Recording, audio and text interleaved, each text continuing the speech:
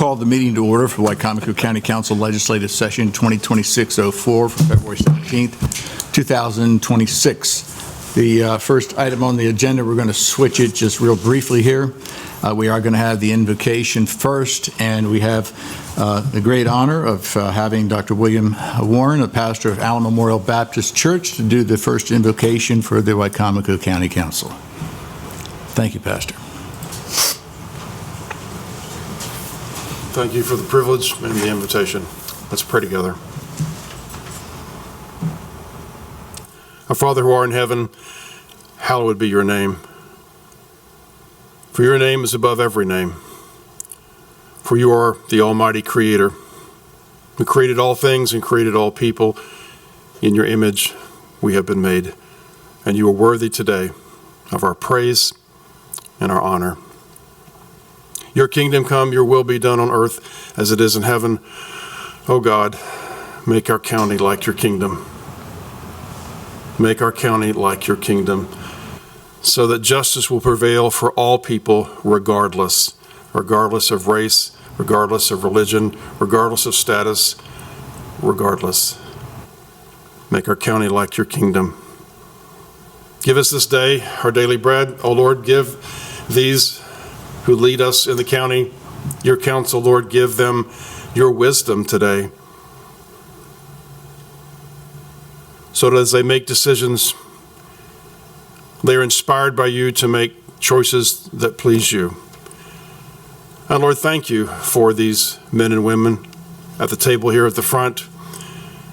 There are lots of other things they could do with their time, but they have chosen to use their time to serve the people, and we are grateful. And I ask your blessing upon them for doing so. Forgive us our debts as we forgive our debtors, Lord. There's so much division in our country, so much hatred, so much distrust. Protect us from that, Lord. Protect these proceedings from that. Help us to love one another as you love us. Fill us with your grace, your forgiveness, your mercy. And lead us not into temptation, but deliver us from the evil one. O Lord, you know that Satan would love to destroy our county, destroy our way of life. Fill this area with hatred and violence and evil. Protect us, Lord, from him. And draw all to your throne of grace. We ask all of this in the strong name of Jesus Christ, whose name is the name above all names. Amen. Thank you very much. If everyone could stand and join us in the Pledge of Allegiance. Thank you. Pledge allegiance to the flag of the United States of America and to the republic for which it stands, one nation, under God, indivisible, with liberty and justice for all.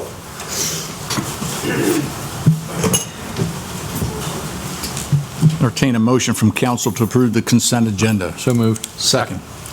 Any discussion or corrections? Seeing none. All those in favor say aye. Aye. Opposed?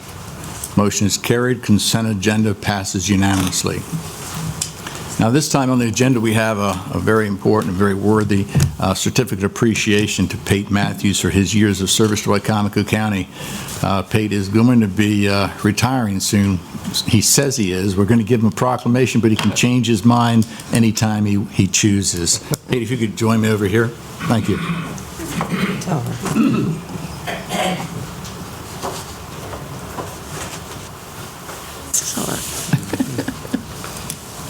He's a tall man.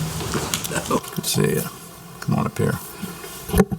Under 6'5". As they say, all good things tend to pass occasionally. I've known Pate for a long time, and Pate used to be shorter than I was, just in case you want to know that. Yeah, but I was only 12. But a great friend, and he's done so much good work for the county here. He was the enforcer in Wicomico County for so many years. 13, and he's the general services supervisor and done an excellent role in that with that responsibility as well. So we are going to miss you. Thank you. So, We're going to miss it for very a much while, so. but I know. it'll soon pass. I hear. Let me read this for you, Pate.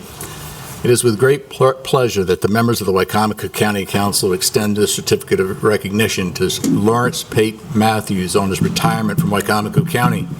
On behalf of the citizens of Wicomico County, the Wicomico County Council hereby thanks Lawrence Pate Matthews for his 21 years of service to Wicomico County. Congratulations and best wishes in your retirement. Done this 17th day of February 2026, signed by the members of the Wicomico County Council. Thank you, sir. Laura's going to take a picture. You want anything you want to comment? You want to make a speech? No, I'm good. The smartest ones are the ones with few words.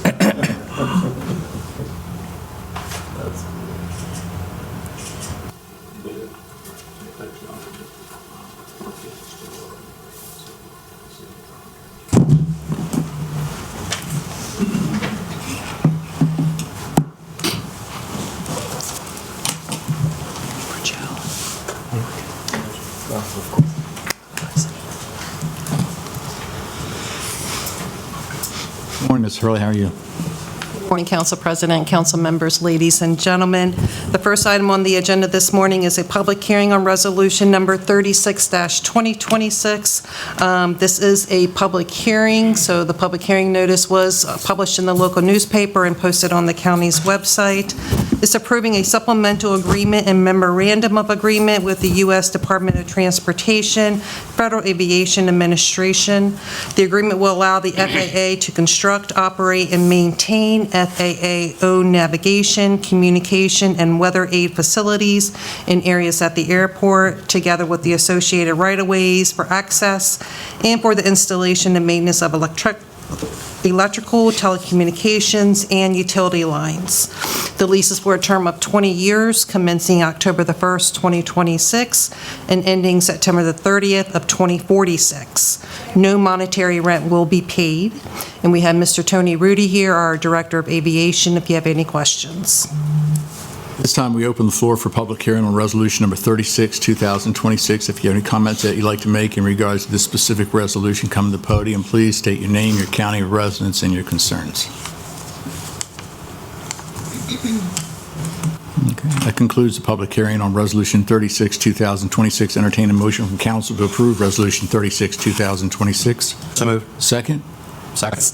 Any discussion or questions? Seeing none. All those in favor say aye. Aye. Opposed? Motion is carried. Resolution passes unanimously. Next is resolution number 37-2026. This is to authorize the county executive to accept grant funds in the amount of $3,300 and $3,321 from the Maryland Sports Commission to support two FY26 tourism events for youth and amateur sports events. And Mr. Steve Miller here, Director of Recreation, Parks, and Tourism. Entertain a motion from council to approve resolution 37, 2026. So moved. Second. Second. Any discussion? Seeing none. All those in favor say aye. Aye. Opposed? Motion is carried. Resolution passes unanimously. Next is resolution number 38-2026. This is to authorize the county executive to accept grant funds in the amount of $70,159.66 from the Administrative Office of the Courts to support goods and services for county court facilities. And we have Shelley Fitzgerald here, our court administrator, if you have any questions. Entertain a motion from council to approve resolution 38, 2026. Second. We have a second. Any discussion? Questions? All those in favor say aye. Aye. Opposed? Motion is carried. Resolution passes unanimously. The next item for business is resolution number 39-2026. This is authorizing Absolute Security Group as the sole source vendor to provide monitoring and maintenance services for security cameras and access control system utilized by the Wicomico County Circuit Court. This resolution does require a supermajority vote, which means 5 council members must vote in favor of it in order for it to pass. Thank you, Ms. Hurley. Entertain a motion from council to approve resolution 39, 2026. So moved. Second. Second. Any discussion? All those in favor say aye. Aye. Opposed? Motion is carried. Resolution number 39, 2026 passes unanimously. Next is resolution number 40-2026. This also is going to require a supermajority vote, so that's why the SM is behind the number. This is authorizing Johnson Controls Fire Protection LP as the sole source vendor to install and service a fire panel in the new Community Corrections Building located at 401 Naylor Mill Road. And again, it does require a supermajority for it to pass. Entertain a motion from council to approve resolution number 40, 2026. Second. Second. Discussion. All those in favor say aye. Aye. Opposed? Motion's carried. Resolution passes unanimously. Okay, the next three items on the agenda are appointments to the Water and Sewer Technical Advisory Committee. These nominees were submitted for confirmation at the January 6th legislative session. However, action on the resolution was tabled to allow the positions to be publicly advertised and to provide an opportunity for additional interested individuals to apply. So for your consideration is resolution number 10-2026, is confirming the appointment of Austin Whitehead as a member of the Water and Sewer Technical Advisory Committee. Entertain a motion from council to approve resolution 10, 2026. So moved. Second.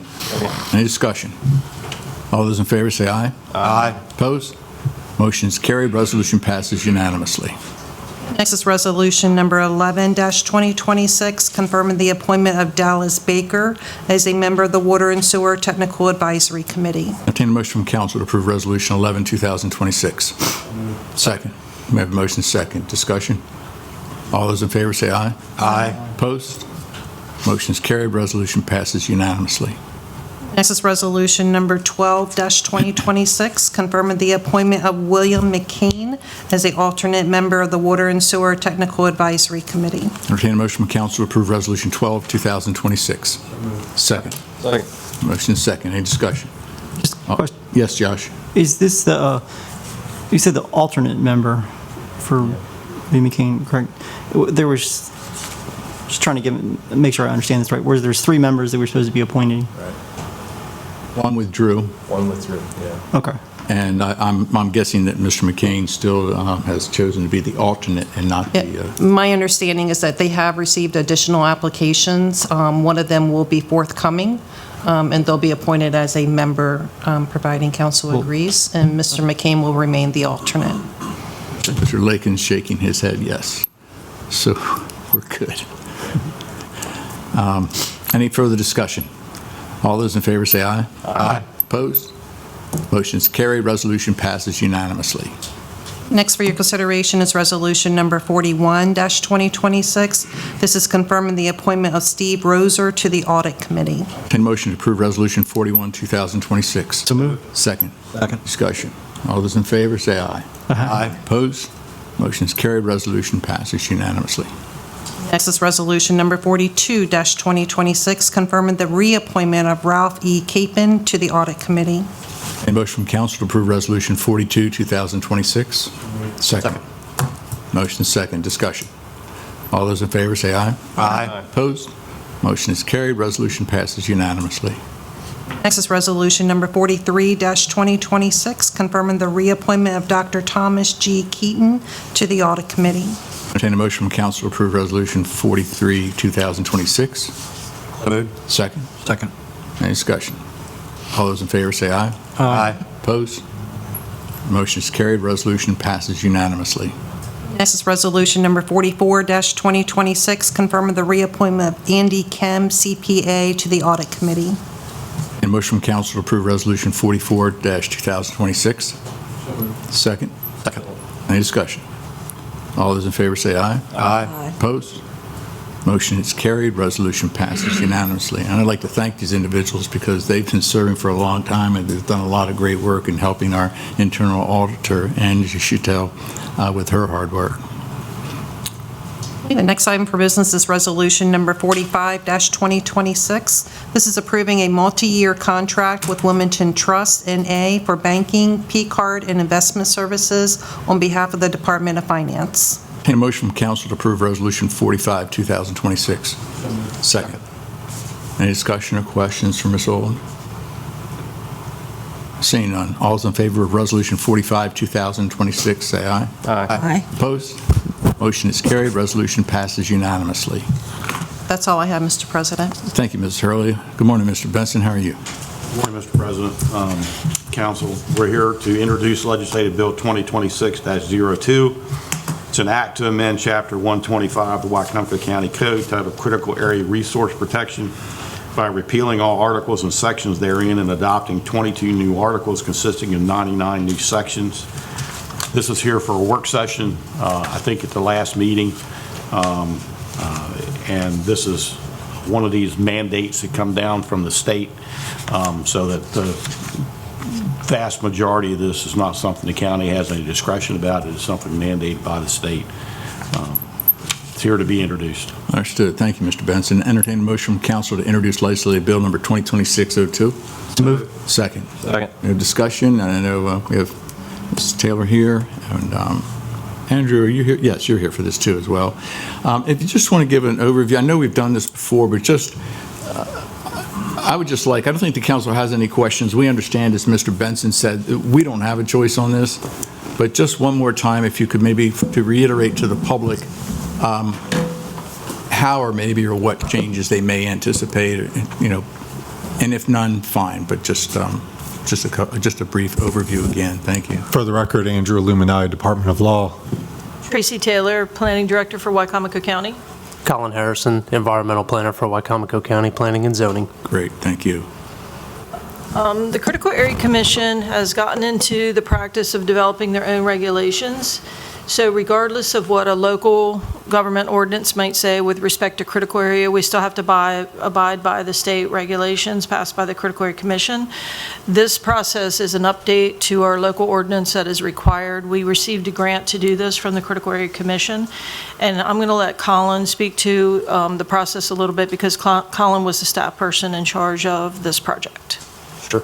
So the Critical Area Commission does draft their own county model ordinance. So what we are putting forward today directly aligns with that. Now, we do have very little flexibility in what we can change in that. One of the things they did recommend at the commission level was an administrative variance process. So kind of fast tracking some things that can be handled within our department versus the public advertising for Board of Appeals and going through that maybe month or 2 month long process. They're giving us the ability to have a little bit of flexibility with homeowners to kind of fast track that process a little bit. So other than that, we have very little to what we can meander from the model ordinance. And we did try to build some new items into the ordinance, but they pushed back on that. Almost everything that we put in or attempted to put in, they said no. So the administrative variance will give the planning director the ability to grant the variance as Colin was outlining, so it'll save some cost, public hearing costs, wait time for Board of Appeals, so that is better for citizens. But I do think it's important to state that if you were to look at what's included in the briefing book, the old ordinance and all strike through, and then the new ordinance that's proposed, you're going to see some differences that are more than we're highlighting here today. But in practice, Colin has already been doing that anyway because he hasn't been able to go by our existing ordinance. He's had to go by the regulations at the state level. So to the average person looking at it, they may say, well, they didn't highlight all these differences. That's because in practice, Colin's already had to model it after the state regs anyway. We're just formulating this in a written content now for our ordinance.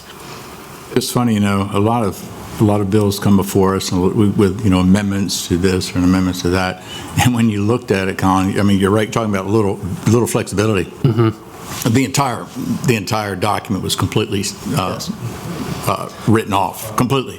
There weren't any capitals or changes. It was just every single sentence was struck through. It was so much easier for our consultant to do it that way too versus taking our existing, what we have now for Chapter 125 and kind of piecemealing and redlining and striking through. It just made no sense to use what we had. Yeah. I get that. Trying to fit their model into our existing ordinance would have taken us an eternity. In addition, I think Mr. Illuminati will agree that it was much easier to present a complete repeal and reenactment of this ordinance than to try to do that, sort of make it, you know, square peg fitting a round hole, because it wouldn't have worked with our existing ordinance. Too many changes, and there'll be additional regulations. There will be, and it will happen every single year incrementally. And we will go by our ordinance plus those regs as well. I understand it correctly when it appeared to me that it seems like it's creating an awful lot more onerous oversight, but I don't know if I was interpreting it correctly on our part, as far as what we have to then report to the state.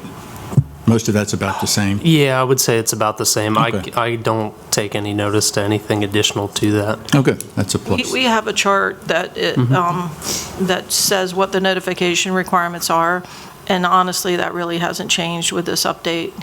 Colin was already having to notify the commission of those projects anyway. Okay. So it was already onerous, it's no more onerous. Any other questions? Any comments? All those in favor of the introduction of legislative bill 2026-02, say aye. Aye. Opposed? Motion's carried. Introduction of legislative bill 2026-02 passes unanimously. Thank you. Thanks, council. Good morning, Mr. Tell. How are you? Good morning, Council President Cannon. Good morning, Wicomico County Council. Anjali Chattel, Internal Auditor.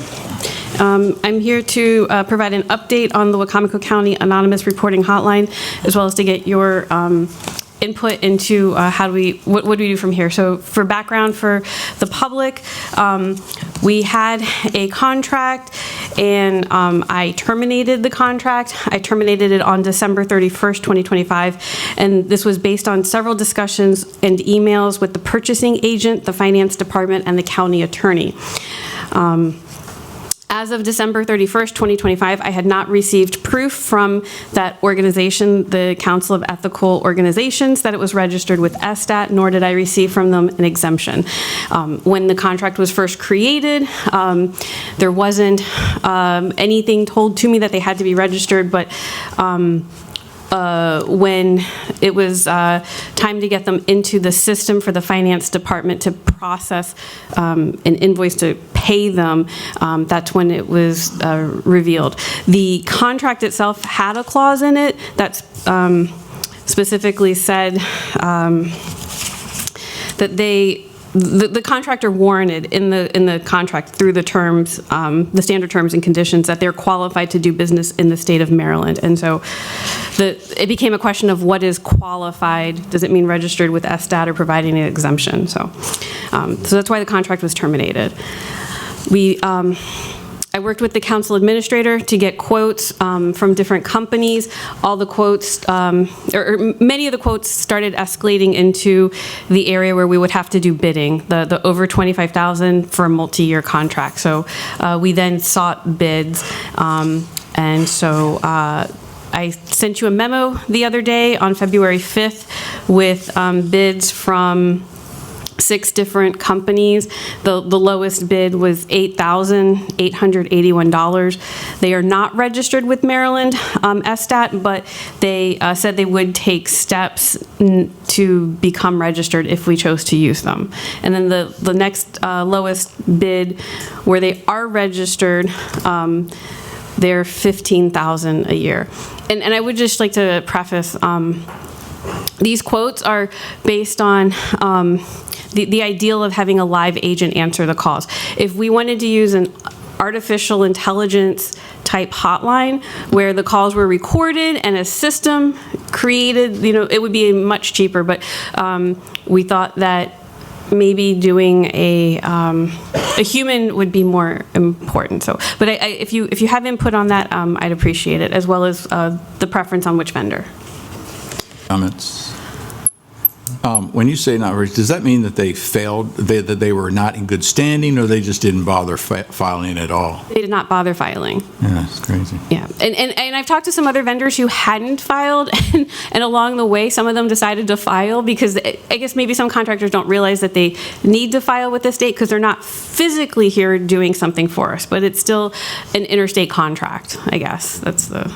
Gosh. Yeah, just, I guess the question of, so I'd love to support businesses that are in Maryland more than anything else, and not just able to do business in Maryland, I guess. I don't know if that's part of our calculus, but as far as my own understanding, it'd be nice, I think, to have a live voice, though I know that AI would be cheaper. But also, I'd love to have a business that's centered here in the state, even if that means, paying a couple thousand more personally. But yeah, and can you speak to that part, I guess, as far as out of the folks you looked at, which of these organizations are locally? I can't for sure say which ones are registered, are created and incorporated in Maryland right now. I can find that information and email it to you all. Definitely one of the three that said yes most likely is, because it's part of registering in the state, you have that already. So, but I don't know for sure which of the three.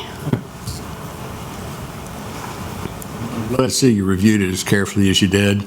I can't imagine who would want to call a hotline and get artificial intelligence. No matter how smart artificial intelligence is, I think something that serious, I'd want to be talking to a human, without a doubt. So I think that was a wise decision. Any other questions or comments or input? Just one question. How much was the previous, I may have missed it, supplier of this service? So the original contract, it was, I have the invoice, sorry.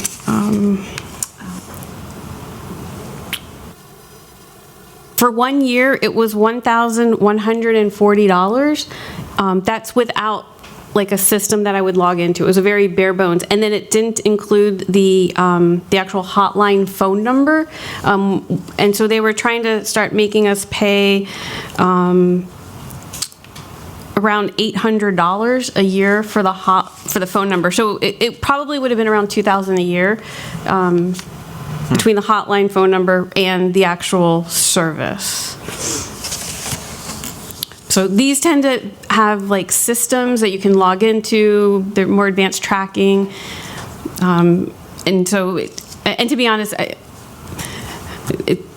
these system type I think are easier also for the person who's filing the complaint to like log in later to provide additional information or to communicate with us, like where we can then ask them questions through like a screen. Whereas the other company, it didn't seem there was really that screen where we could then tell the company and then the company could talk to them again. A lot more robust, I guess you could say. I think these are more robust. Yes. Thank you. Questions or recommendations? How many, calls do we get a year? Yeah, not that many. And so I have the numbers. That's an excellent question. All these questions are excellent, by the way. Okay, so the totals, I'm sorry.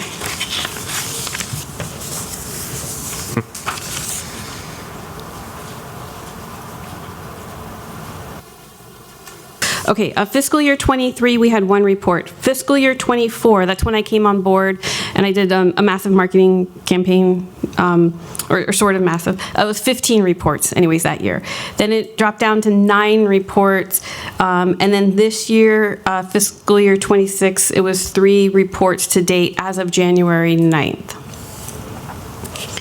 Yeah, and so there was the idea that we just do 1 year, whether we do the artificial intelligence or live, and consider if we want to go that route because we don't get that many. However, I will say there's some benchmarking standards. So we are below the average in terms of complaints coming in. So we don't get that many, but then there's this, it sort of raises the concern, should we be doing more to get more complaints, sort of, or more areas to look at that people aren't reporting, maybe because it's not easy to report or concerns about reporting. Right. Okay. Yeah. Can we like can we sample it at all, or can we sample it at all? Like, can I call the hotline, the ones that you're proposing, and just see how it works? They do have some samples. Some of them do. I can try to get some sent out to you guys. Would you like that? I can. I mean, I would. Yeah. That's just me, though. Okay. All right. Thanks. Yes, absolutely. I can definitely get screenshots from the companies that provided them. Okay. Yep. All right. Thank you. Yep. Mr. President, just one other question. Yes, Josh. Just wondering, I guess the So the current process has stopped, and our timeline for moving forward with something different, I guess, I'm assuming, I know we were talking about like putting up, was it QR codes or something, and then sending out by email are people still using a system that does not work anymore? And then what's our timeline for getting back? So. I've removed from the internal auditor's website the phone number and web link. It was still active the day I removed it, but I have removed it, and I've left the mail-in option. So if anybody in the county wants to physically mail something, then I will use the hotline process to have an investigator review it. So outside of the recommendation that Councilman Hastings made, as far as a Maryland vendor, you'll need to review that, I guess. Where will this go from here? Is there any requirements for budget amendments or anything like that, Ms. Hurley? So it will be in the proposed FY27 budget, the cost of it. It'll come back in contract form for you guys to approve because it is a multi-year contract. So once that is ready, it'll come back, in resolution. So the hotline will not be up and running until after July 1st?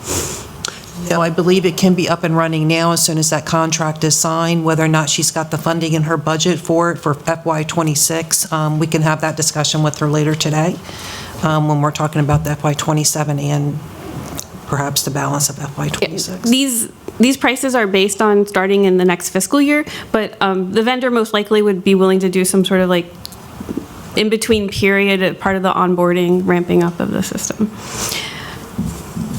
Okay. Thank you. Thank you. Mr. President, before you adjourn into the Urban Services Commission, I just want to mention for the critical area bill, the public hearing on that can be March 24th at 10 a.m. Great, thank you. Entertain a motion from council to adjourn out of legislative session and convene as the Urban Services Commission. So move. Second. Second. All those in favor, aye? Aye. Opposed? We're now convened as the Urban Services Commission. First item on the agenda is resolution number 01-2026 to approve for reimbursement of a repair invoice in the amount of $5,442.30 pursuant to the amended and restated shared facility agreement between Wicomico County, Maryland, Wicomico County Urban Services Commission and Village Downriver Condominium Association Incorporated. Entertain a motion from council to approve resolution entertain a motion from the Urban Services Commission to approve resolution 01-2026. Second. Second. Discussion. Mr. Adam Corey is here. How are you, sir? Morning. Good to see you. We have Mr. Aubers. Good to see you. Thank you both for being here. Mr. Aubers, I appreciate the work that you do because it is not easy. You have all your other obligations and to accept this responsibility. We appreciate it. Thank you. I know your homeowners association appreciates it as well. Yes. It should be on. Go ahead if you want to speak. Yeah, it's voice activated, so you just have to okay. talk into it. Thank you. Yes. Yes, sir. As far as my review of this so far, I don't have any comments or concerns with the request for this particular reimbursement based on the documentation that we have here so far with the enumerations that are in the shared facilities agreement between the commission and the homeowners association. The only thing I wanted to get squared away with, especially with you, sir, and the condominium association, is just some of the other pieces that are in the document that are like the report. I don't know if the council actually received a full report in March of last year or not. We have not. Okay.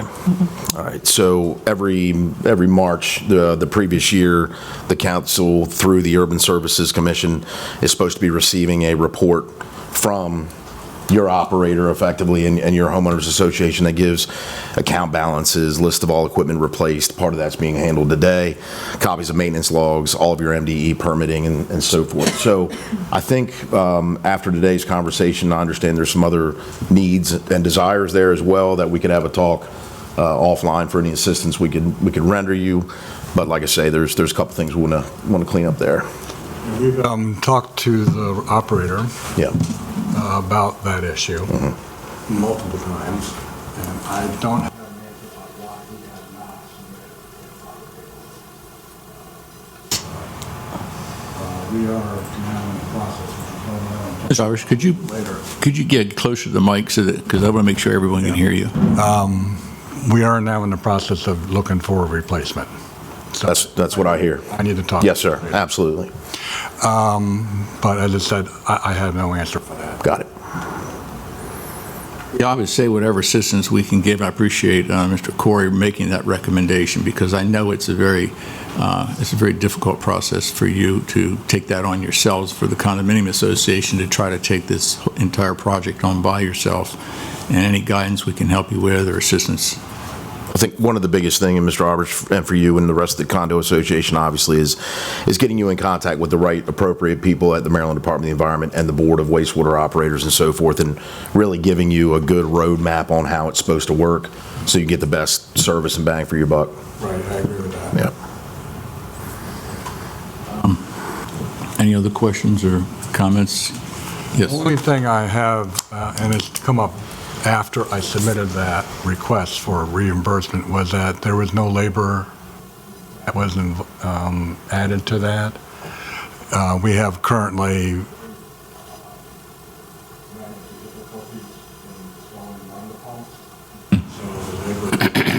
specified than we thought, and the other two pumps that are currently not here at this moment are due to be delivered today, Wednesday or Thursday.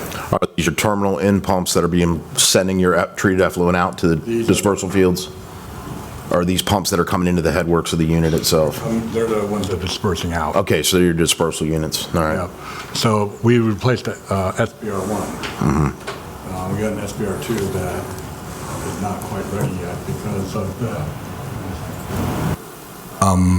hours cycles for the one that we replaced was like 5,700. That's quite a bit. The cycles on the next one is only at 4,100, so we got a couple years left on that one. We got quite a few pumps that are at their 14-year, which is close to life. So we got 5 more pumps out there that are going to need replacing in the near future. But the labor that is involved in this is a little more than we anticipated. So I will probably have another adjustment to that. So that won't be until after we get everything installed. Do you feel comfortable with the reserves? Do you think any special assessments are going to be necessary? No, I think what we have in the SRF will cover this easily. It's just that... Do you have a current total? I did not bring the balance of that account with me. Somewhere in the 60,000 range. I can email it to you, Corey. Thank you. Forgot what else I was going to say. We're asking whether a special assessment was going to be No, necessary. the special assessment won't be necessary at this time because it's not they're not the high-end replacement parts, they're the lower end, but the plant itself is, as I said, 14 years old, and so therefore we may have some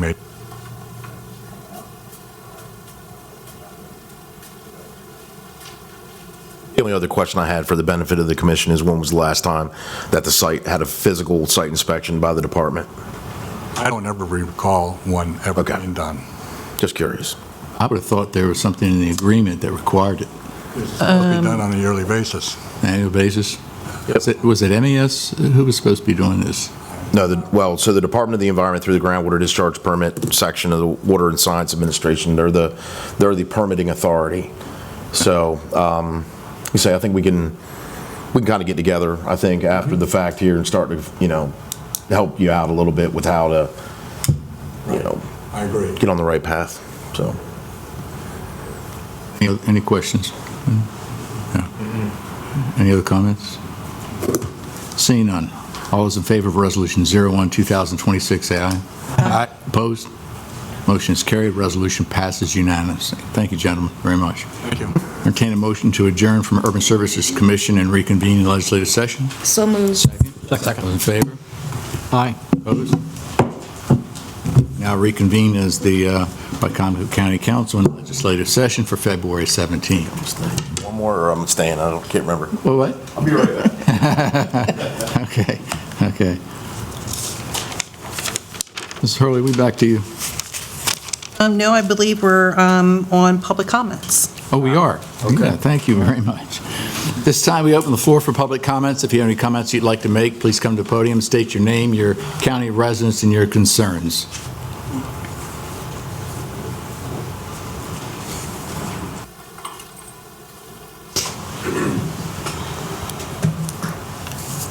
Good morning.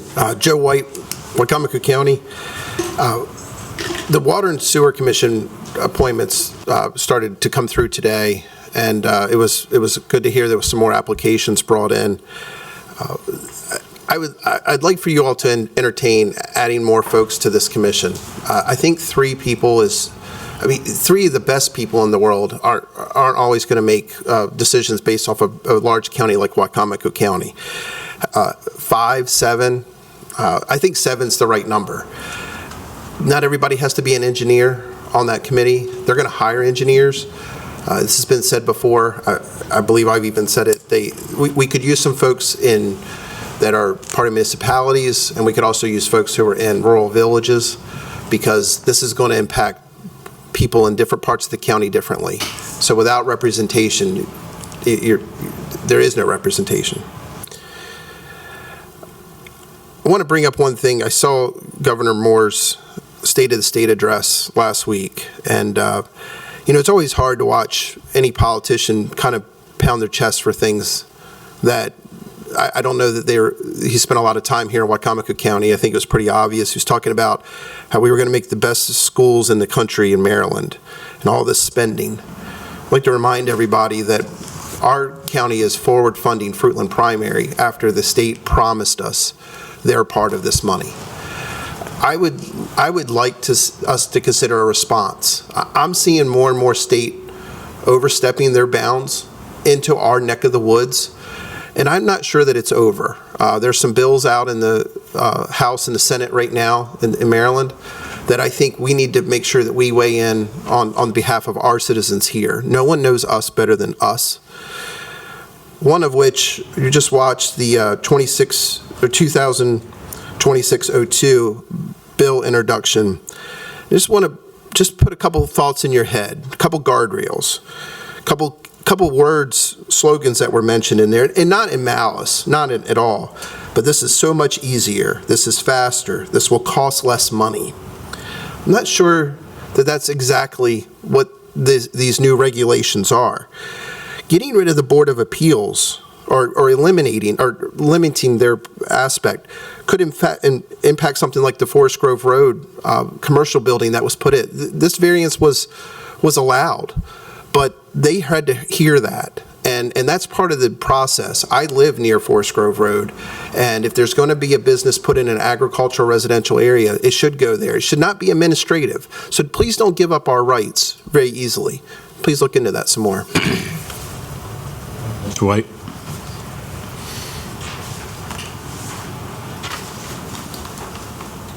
Any other public comments?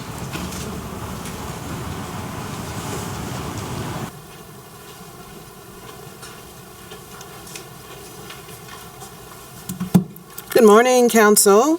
Monica Brooks, Wicomico County NAACP, citizen of Wicomico County. Just a couple things. I know we have the Police Accountability Board annual report coming up, but I wanted to say that we support the recommendations. I don't know if you all have gotten a chance to review that report, but from the Administrative Charging Committee, that they're in charge of protecting the oversight and the enforcement part of it.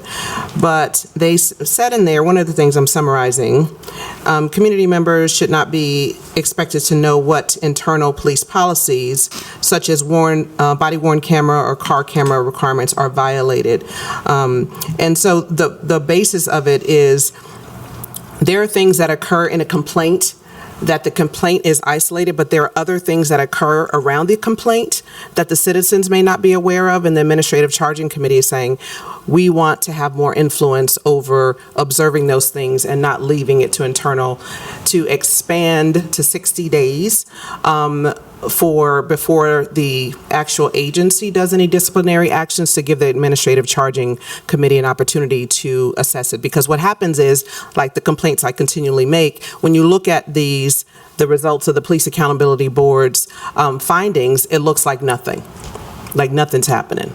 And so from the administrative charging's perspective, they're saying, well, we can't do certain things perhaps because they're already being done, and so it's out of our hands. So they're recommending a pause of like 60 days to give them a chance to assess it and to get involved so the public can be more aware of what is actually being done, because the agencies, the law enforcement, is not necessarily informing the people. So I just, encourage you all to take a look at that and to give them that opportunity, and maybe you'll hear less complaints from people like me in regards to the Police Accountability Board and what they are and are not doing. I also want to just acknowledge we have been heavily involved over the last couple weeks in Annapolis, and including yesterday, and will be also this week. But I wanted to say that, I know that what was chosen here for the 7 a.m. drinking, that is going to be coming up for legislation. We will be speaking against that again. The 287G ban did go into effect 10 a.m. today. We're happy about that. Wanted to acknowledge House Bill 395 and 371, which we did testify against. That is allowing concentrated animal feeding operations, as Jim Atkins had mentioned, to actually build prior to getting their discharge permitting, which is absolutely ridiculous. As a person in construction, I can't do that. I can't build before. If I do, I get a fine or more. So these are things that we have spoken against, and we are very disappointed in our delegation for supporting such legislation that does not benefit Wicomico. Thank you, Ms. Brooks.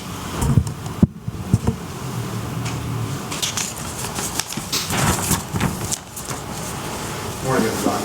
Morning. My name is Harvey Evans. I've lived in Wicomico County since 1984. I'm a sports official for lacrosse and soccer in Wicomico County, all the counties on the Eastern Shore, and Delaware. Since COVID, a lot of schools, especially lacrosse and soccer, are really having a hard time. Some have no JVs, having a hard time fielding varsity teams. And it's an issue. I mean, it's not a money thing. It's an activity thing for the kids. And we've talked for numerous years, a remedy would be to have middle school sports. Salisbury School, Easton Middle School, they all have lacrosse teams, but we do not. And then the other predicament is that we're taking kids and they're playing varsity sports and they don't have any skills and they're getting creamed and they lose interest and they drop off. So anyway, and the other thing is, I ride by Y Middle School all the time. I wrestled in high school. We didn't have anybody heavy enough to be a heavyweight. I weighed 185 and I had to wrestle unlimited a couple times. We have and everybody says it's a food problem. I don't know. I ate Oreos and chocolate milk and all that stuff as a kid, but we played more. We didn't look at our phones. We didn't do other stuff. But I guess what I'm here saying is I think it'd be great if we could have some middle school sports, soccer, lacrosse. It doesn't seem like basketball and football is a problem because you can go pick up basketball, but those sports you really can't. And we don't have any baseball diamonds anymore for kids to go play baseball. But anyway, that was all I was going to say. It was an observation I made since COVID. Like James M. Bennett this year is not going to have a JV lacrosse team. Before they had to cut kids. So something happened. Anyway, thanks for your time. Bye. Trev. Any other public comments?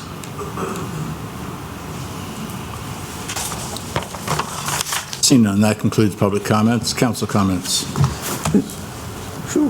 James? Mr. Evans, I'd be happy to mention that to Dr. Stauffer next time I see him, that we need more middle school sports. I agree. We do need to see kids out there running around. I think a lot of kids, like you said, are involved in that 2-inch by 5-inch screen, and they don't want to go outside, but whatever we can do to encourage that. On another note, it's finally warming up, and hopefully the groundhog really didn't see a shadow, and we can go into spring, and we can all enjoy the outside a lot better. But other than that, thanks. Good to see you guys. I'd like to also mention something to Mr. Evans. Actually, Dr. Stauffer made it an initiative year before last, and starting from ground zero, you might say, with middle school sports. This is a major initiative of theirs. It's taking time, and I'm sure that funding is part of the issue. And the Education Foundation, which I'm a part of, have been trying to raise funds and support that very initiative. So it's interesting to hear you say that, and I appreciate it. Middle school sports? Yes, specifically for middle school sports. Yeah, so it's going to be growing. The only thing I can say is I played lacrosse as a kid. When I was in junior high school, I went outside and banged the ball against the wall 24/7. By the time I got to high school, I had a car, girls, beach. But those 6th, 7th, 8th grade years, kids have a lot of free time, and they're looking at the funds. What they found already is that it really improves their quality of life overall, builds character, but it also helps academically because you've got to achieve a certain threshold of academic achievement in order to participate. So I appreciate your comments. Just want to say I do agree with Mr. White's comments about adding more to the Water Sewer Commission. I know we've just started that, and to look already at revising it, but I just would say that I would support that in the future if we want to revisit it. And third thing is kind of a personal privilege. I know that President Cannon doesn't like to draw attention to himself personally. My role is to find any opportunity I can to irritate him. You're out of order. I'm going to hit it. So I would like to point out today is Mr. Cannon, President Cannon's birthday, so anyone who wishes to wish him a birthday wish can do so. And I have a personal birthday wish. If you'd like to read that, feel welcome to. Out loud? Dave, I thought you were going to jump out of the cake for me. Anybody getting visions of that? Thank you very much. You're welcome. Thank you, Dave. Happy 29th. Thank you very much, Joe. At least you got the year right. I appreciate it. Any other comments? I'd like to make a comment. We lost a great civil rights leader, the Reverend Jesse Jackson. He was part of the civil rights movement. He also ran for president a couple times. However, he also got to see the first African American to be elected for 2 terms, President Barack Obama and the former First Lady Michelle Obama. However, earlier this month, being Black History Month, a stain was put on the Obamas by depicting them and putting their faces on monkeys. It should not be shocking, but it was, coming from a leader of our great country. In the meantime, however, watching the monks do a 2,300 trek across the country for peace, and the song, "We Are the World." And when we say we are the world, it means everyone. Love, humility, kindness, and respect belongs to you and me. So if we follow that, it was a very common experience, very moving experience to see these men walk across the country. No political, no loudness, just a calm peace, and people receive them with love and respect. And that's one of the things that we need to show respect everyone, irregardless of their religion, their color, their jobs, their socioeconomics. Homeless people have feelings, children have feelings. And just remember that in your everyday life and teach your children that. Because racism is not born, it's taught. So make sure you teach your children, respect everyone. And that's all I have to say. Thanks, Shane. Yes, Josh. I'd just say, well, first of all, thank you everyone for coming here and for tuning in. And I'll say ditto on what everyone else said, especially happy birthday, Mr. President. And to add on to what Councilman Shields said, I was actually in Annapolis when the monks that were doing the Walk for Peace, they decided to do an extra day. They actually ended in D.C. and they said, you know what? Apparently Annapolis has a legislative session. Let's go there. So so we're pretty quickly overnight, 10,000 people suddenly showed up to Annapolis. I just happened to be in Annapolis at that moment, and 8 o'clock in the morning, I'm like, what are all these people doing here? But it was actually a really incredible moment, and it was really what I think the biggest takeaway out of that is how much of the general population wants to get away from this ridiculous division that we have, and beyond the two-party system, beyond the just the amount of hate in society, the amount of all of that. I think every one of us are getting to the point, if not already there, where we're ready to just push that away and actually start living in a better society, because it's just completely, utterly ridiculous. So seeing the monks come through, seeing all the folks there, it was quite inspirational to be there in person. Only last note on that is basically, if you want to make your society better, there's plenty ways to do that, from volunteers on many boards and commissions and committees, but you can also run for office, and 1 week from today is the filing deadline. So if you'd like to run for the county council, or if you want to run for a state office, you have 1 week to go file. So I would encourage anyone who's listening to me or who's paying attention, Please go consider that. We really do need good public service. We need more. We need new, folks who can see things from different perspectives. And so I really applaud those who have already filed, and then look forward to seeing who else files in the next week ahead. So, thank you, Mr. President. I'd like to thank everybody for coming out, and I will echo the sentiments on being kind. We've all seen the relentless division in recent times. It's not helping things, and it's actually causing unintended consequences, like Councilman Hastings just referred to, getting people to step up to serve on boards and commissions because they don't want to get wrapped up in the drama and end up on the 6 o'clock news. And a lot of this information's false. Not sure where it starts, but it usually ends up in not a good place. So a course correction would be good. And spring cannot come fast enough. That's all I got. Under presidential comments, Mr. Evans, it's funny you came here and made the comments you did today. I actually, after I graduated from high school, I was in college for a while, decided to begin a program for wrestling, because we didn't have any wrestling until 10th grade. So we could be the greatest senior wrestler in 12th grade as a senior, and then you go across the bay, or you go into these tournaments, and you're wrestling against someone that you've been wrestling for 3 years, and they've already been wrestling for 10.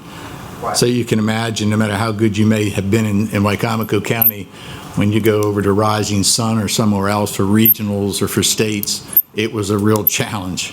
So we began a program so that we could engage younger individuals, and that program is still going on. Of course, it's been very successful. At the same time, something to bring to the county's attention is what I wanted to put in my comments, was that there's a land use recreation plan for Wicomico County. Every 5 years, they try to update that. It could be something where you'd want to sort of participate in that. You can go online. I believe we have the link is online, but the purpose of the land preservation Parks and Recreation plan is simply to, get some type of an idea as to where we're moving forward as a county for our recreation. And of course, recreation with youth is a major part of that. So there is a link that you can go to. Do we have a copy? Do we have the link? It's right there. Do you mean to read it? Yes, thank you. It's www.surveymonkey.com, and then it's R are /R/KW7PCRF.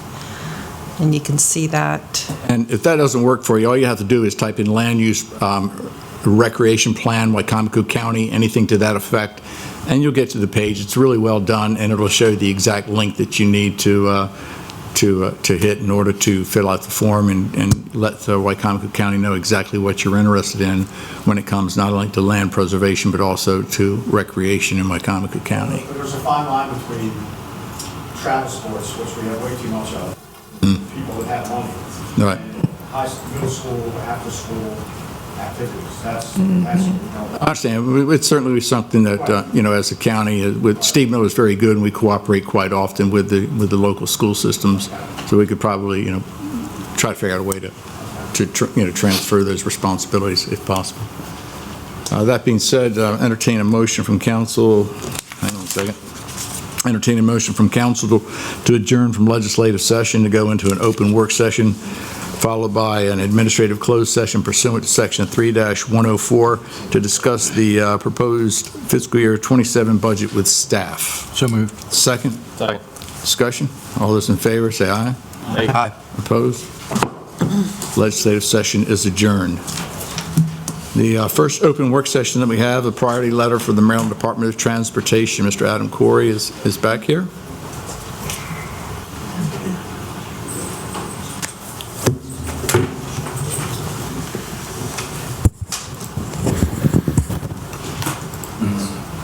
Good morning. Good afternoon. Yeah. Good morning still. Well, yeah, we're still in the morning. Keep on. Yeah, that's right. That's right.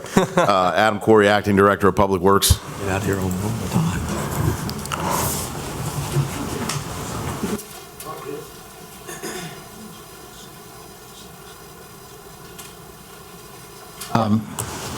Yes, we have a priority letter. You want to introduce any parts of it as far as? Certainly. I mean, totally at the council's desire. We can run through the entire document.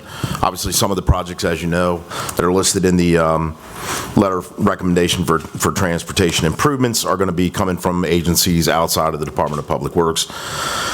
So if it's okay with the council, we'll just go ahead and run through this from start to finish, if that's what you'd like to do. All right. Or you can pick out particulars and we can discuss them as you come to them. I think you've, it's a lot. It is. It's a lot, and I think we're already very familiar with it. We've already, had the opportunity to review it. I didn't know if there's anything in particular you wanted to let us know, if anything had changed in the interim. Yeah. I believe we did add one item. We did. We got the sidewalks in there, the Pemberton sidewalk, that connection. There is a piece we're going to have to look at from a survey potential, but again, that's in the planning stages of it for ADA compliance of the roadway itself versus simply just ADA compliance of the sidewalks, but minor detail.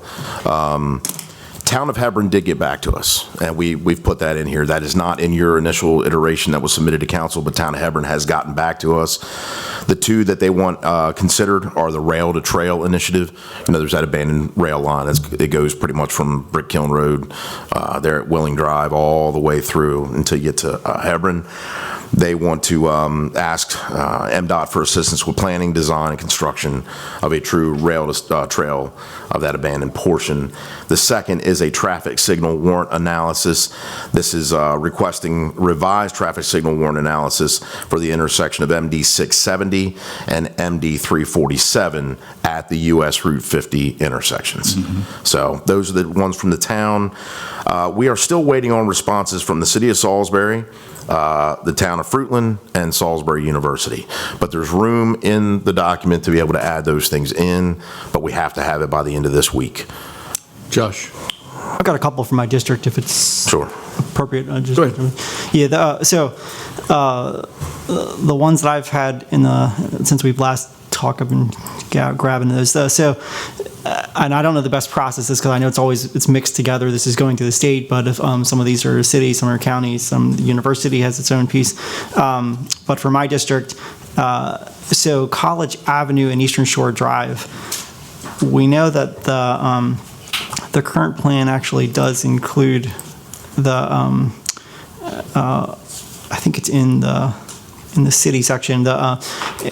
an expansion of Eastern Shore Drive, and there's a calming, there's other kind of pieces that were supposed to be, I'm pulling it up now, done in that area. But basically, we've had a big issue with folks, especially if anyone knows that intersection of, where Ace Hardware, Rise Up Coffee's over there.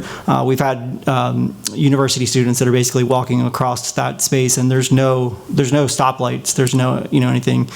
So much more of a concern in my district about some of these college students walking through.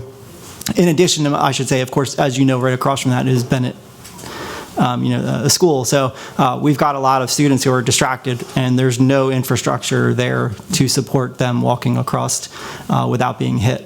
And it actually, of course, it's a couple different lanes. So that is I know we already have Eastern Shore Drive as part of that inside of there, but certainly that intersection is extraordinarily dangerous for those folks, and they've asked to bring that up. And then the other one, this is a perpetual issue, and this is a county issue. So Pine Bluff and Camden Avenue. Right. And I know this is a little bit different. I know this cuts across from what our own priorities are, but I don't know how many times we've gotten emails. I know the two at-large representatives have gotten those emails many times, but that intersection, I think as most folks may know, if you're coming from Fruitland, leaving one area of Fruitland, a municipality, you're coming over the bridge, coming around a curve, and people are speeding there nonstop. And so we tried to address it with dropping down the speed limit, but it's just you come around a curve, and then you've got a confluence of a lot of important things that are there, including it's the universities right there. It actually becomes county property before it becomes city. And then university. So it's, for whatever reason, that is area, there's literally an accident every, at least once a month. The blind corner there with a lot of ingress and egress too, yeah. Yeah. So I would love to be able to tell, especially the one constituent who's been emailing us nonstop for 6 years, that we need to do something about it. And I completely agree. So if we could address those two items, at least for my area, they would greatly appreciate that. Go ahead, Chuck. I just want to say, I literally just did a job right down there, and I was driving through the Pine Bluff intersection, and I said to myself, why is this not a four-way stop? Because when it's rush hour, there's a lot of traffic that goes on Camden. Yeah. Camden and Pine Bluff. There's Pine Bluff, you got that stop sign on Pine Bluff, obviously. Both sides. Crossing Camden. Right. But, when school is in session, it's nonstop cars. And there's no sidewalks or infrastructure. No, there's no sidewalks there. So even if folks are just to be able to slow down, I've watched, and there's biking traffic and running traffic that takes all the time on that part. I watched a turtle get crushed just one time, just walking across the road. It's awful. So I care more about the amphibians and the humans. As a reptile. Reptile. Yeah. Right. A turtle boat? Yeah, we'll put a turtle sign out there. Yeah, it's funny you said that because just last week I had an individual tell me the exact same thing. Yeah. That they really felt that Pine Bluff and Camden needed. And I'm not one for putting too many lights or stop signs at intersections. I think they have too many on Snow Hill Road. I think part of what we've got in here today references Nutter's Cross Road. We'll get to that in a little bit. And that's been on here forever. But since that time, they put a circle on Snow Hill Avenue. They put a light on Snow Hill Avenue at Johnson Road. I don't know how many more barriers you can have all the way down the street before you want to try to get to Snow Hill. Just park your car outside of town limits and walk the rest of the way. That's pretty much what they're telling me. But honestly, I think, as Josh has stated and James, that intersection at Pine Bluff, I think it's important. Understood. And getting back to the pedestrian area, the sidewalk on Pemberton Drive, to note in the description, the reason for that is the fact that on one side of this bridge that goes over the waterway, there is no sidewalk at all, and where there is a sidewalk, kind of like it's a sidewalk to nowhere, really, because it would go down to the landfill for the most part. Right. It doesn't really continue on, but on the other side, we were cleaning up trash with Wicomico Clean, and then you realize it's so open, and people do need to walk there to get to, Royal Farms or something to that effect, and there's no sidewalk at all. How they're going to do it with a bridge and create the sidewalk, that's going to be... Without narrowing lanes down is about the only way you can do it. Yes. Right. Yeah, so, that could be an option. I really hadn't gauged it, but Anyway, but that's the importance, is that you do have people who are walking down the street or trying to ride a bike, and it's the only way they can get from point A to point B. Sure. Sorry to belabor it. Anyone else with anything? Yes, Dave? One note, I noticed Upper Ferry and Whitehaven Ferry studies. And I'm sure you're probably tired of hearing about Upper Ferry not being open for all this time. And it's a matter of curiosity for me because, you know, I've used it a lot, and it looks like it's fairly simple from a mechanical standpoint, but it seems that not just this year, I mean, it goes over many years. So I'm just wondering if that study is going to entertain something from that aspect. I mean, it's looking at other general information, but from a mechanical standpoint and just a reliability standpoint, is there something in that study that's going to... Yes, and we're even going a couple of steps further than that, to be honest with you, outside of just the transportation priority letter. Deputy Director of Administration, Mr. Lakin, he's also spearheading some communication with some outside organizations. We're going to have a meeting with them in this county on the 24th. To look at these ferries even closer. Look, you know, they're a great resource to the community. I enjoy using it. It's a great way to get to the west side without having to worry about going around town, because I live in, you know, Fruitland, Eden.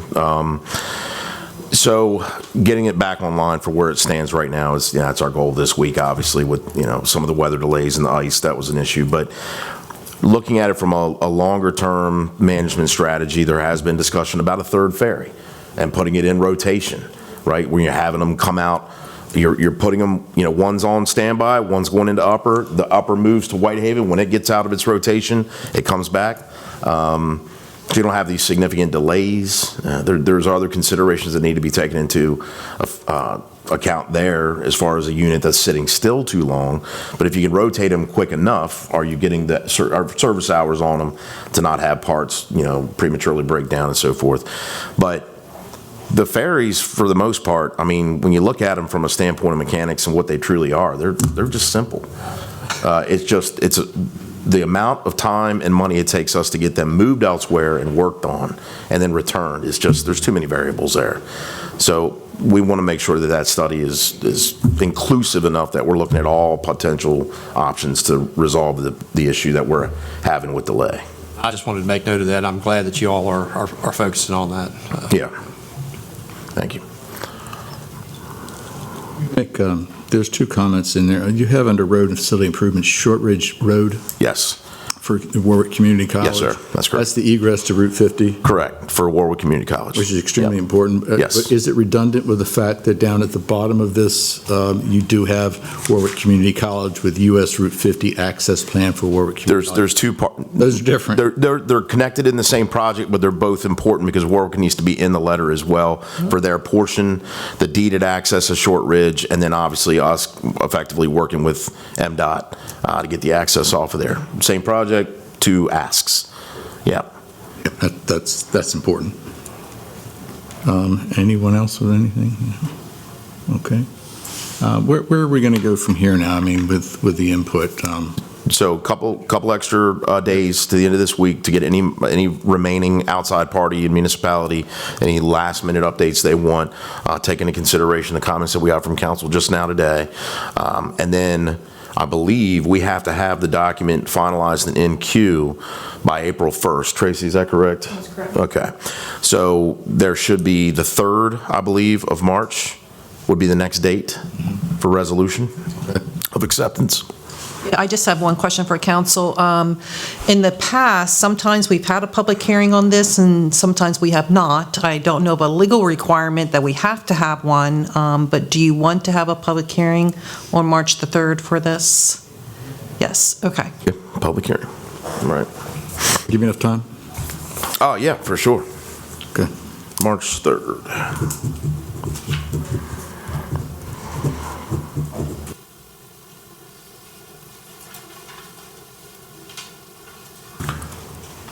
That's all the other notes I had, unless y'all had any questions on any other specific projects. No. All right, Mr. Corey, thank you. All right. Thank you very y'all. much. Absolutely. The next item on the agenda is an open work session in reference to a proposed text amendment to Chapter 200 of the Wicomico County Code titled Subdivision of Land to remove the set-aside requirement for minor subdivisions in the agricultural rural zoning district. We have Ms. Tracy Taylor here again, and with the Director of Planning and Zoning and Community Development. Good to see you again. You too. You're very, very busy. We are busy, yes. And I wanted to acknowledge Matthew, but he left. Matthew Littlejohn is our new long-range planner, and he prepared the transportation priority letter for you, but He can come in. I think he already left. No, I'm he's sorry. back. He's coming back. I think he heard you. Oh. Yeah, he's walking back. Come on in. Matthew's only been with us a couple of months, and I just wanted to acknowledge that we sort of threw him in the deep end of the pool on this one. We said, here's what we did last year, get to it, and he reached out to all the municipalities, and he's actually the one that prepared the letter for you today. So I want to acknowledge him in that regard. Great work, thank you. Enjoying everything, Matthew? So far, yeah. You have a good person here.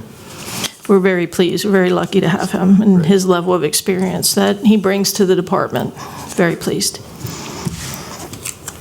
So would you like me to talk about this text amendment? Yes, if you want to give us an overview, that would be great. Absolutely. So, as you all know, back in 2012, the septic tier legislation was passed by the state of Maryland that divided the county. We had to designate tiers 1 through 4.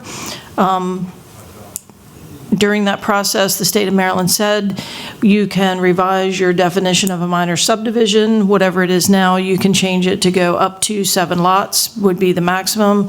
So Wicomico County did that. We did an amendment and we changed our definition of a minor subdivision and increased it to 7. And just inadvertently, what happened was when that language was added into our subdivision regulations as a text amendment, it also included like one additional sentence that was problematic for us. And that one additional sentence, if you look in the planning director's report in section 2, discussion and review, the second sentence, what's in bold was what was added to our subdivision regulations as a result of the tier law. And we added in the term minor subdivision shall mean any subdivision that may contain up to 7 or fewer lots, plats, or sites, or other division of land to be served by individual on-site sewage disposal systems. That right there would have been enough to comply with the law and to get the maximum number of lots that we would be allowed under the septic tiers law. The second sentence that was added, minor subdivisions other than those excluded in section 200-3A shall be subject to all set-aside requirements. Unfortunately, what that second sentence did was it actually made minor subdivisions subject to the set-aside. And that is not the intent of the subdivision regulations. In fact, when we talk about the set-aside requirement in the subdivision regulations, it starts right out by saying, and I'll give you that if you would like that reference, 200-13G, set aside all subdivisions except minor subdivisions in the A agricultural rural zoning district shall be set aside 50% of the gross area of the parcel subdivided. So that clause specifically says all minor subdivisions are supposed to be exempted from the set aside in the A1, but when we changed the definition and added that additional sentence, it made minor subject to that. And we've had a couple of people that have wanted to subdivide and they've never had to comply with the set-aside before, but because of that inconsistency that was created with that one sentence, we could not approve these plats. We have one gentleman who's been waiting well over a year. So we wanted to go ahead and process this text amendment. So the public can understand it. What does Yes. that mean to the public? Yes. When you say that you have to have the set aside?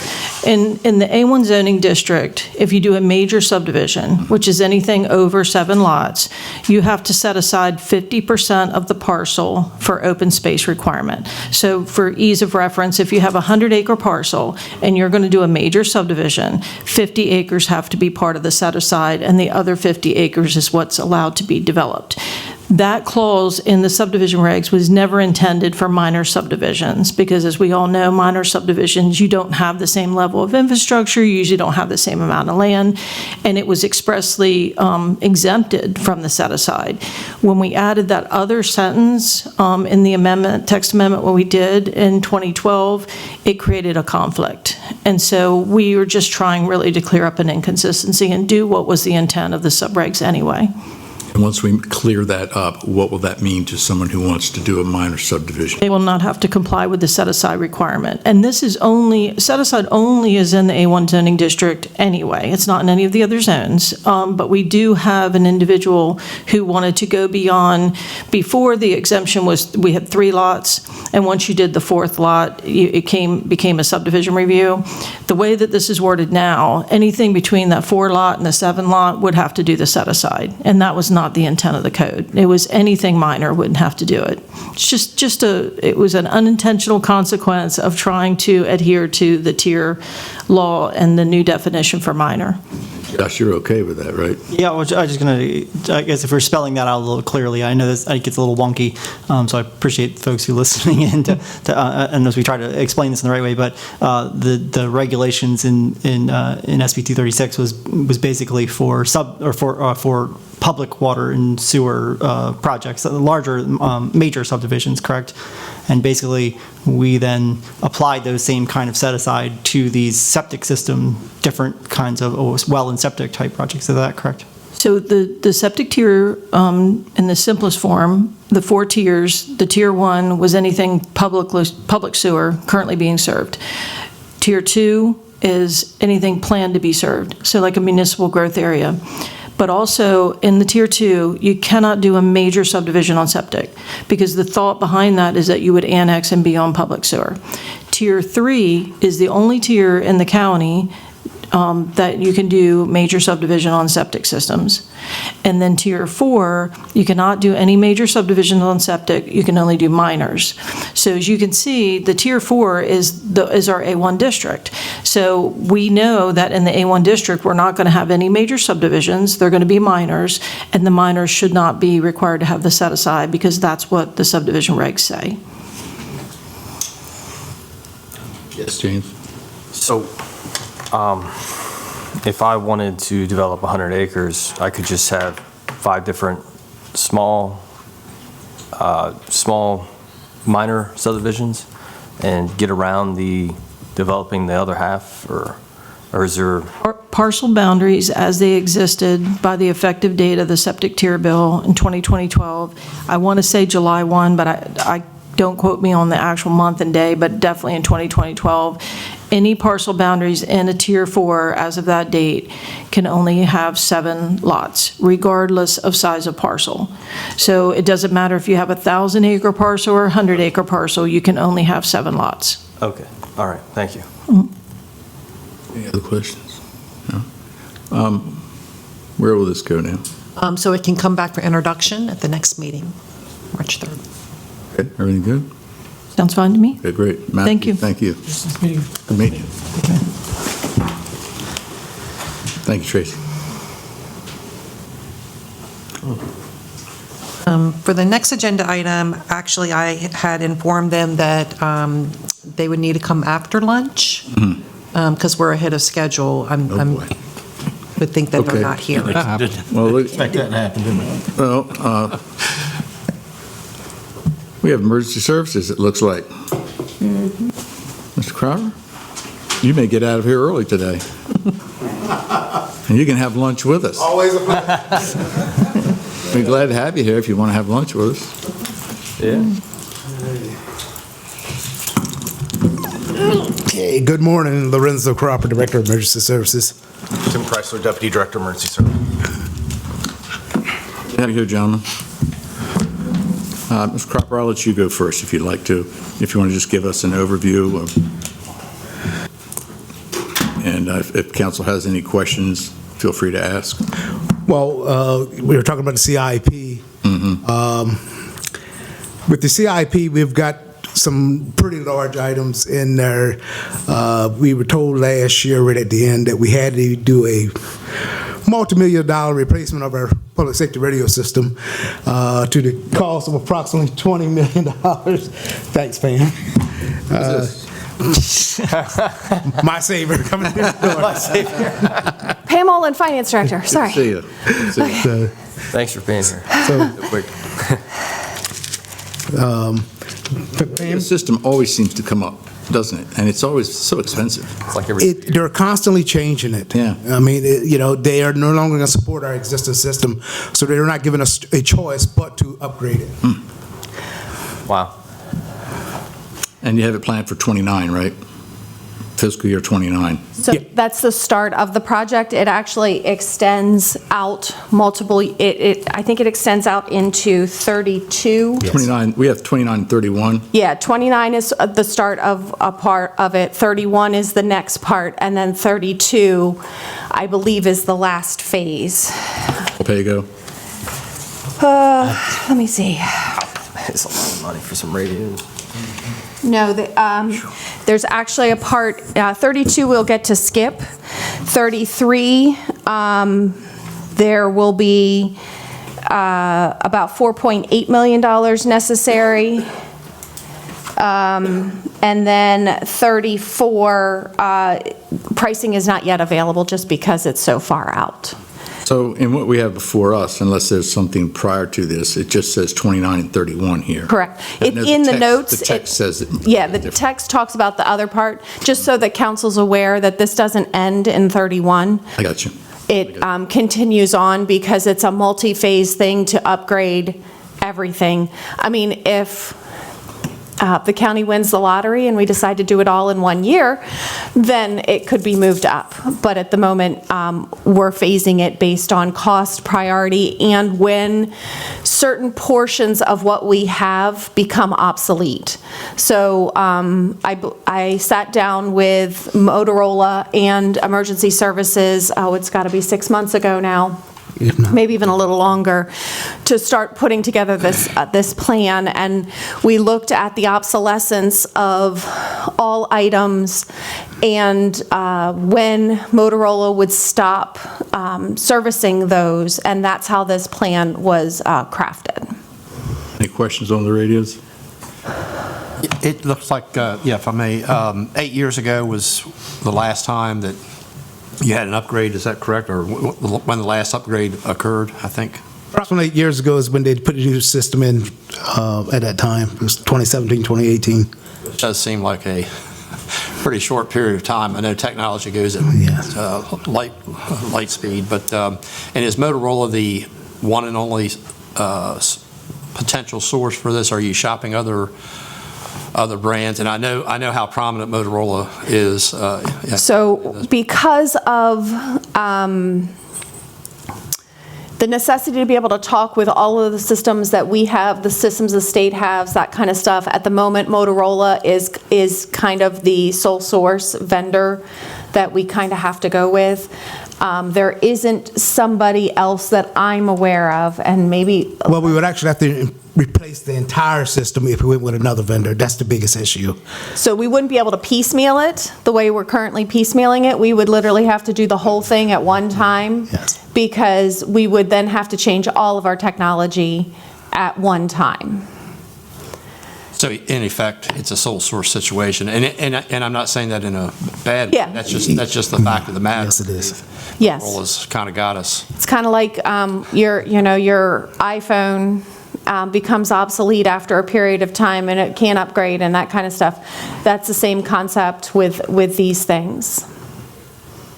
I don't want to say planned obsolescence, but that's what's kind of on my mind. You can say it. I'll let you. Thank you. In reference to the new building,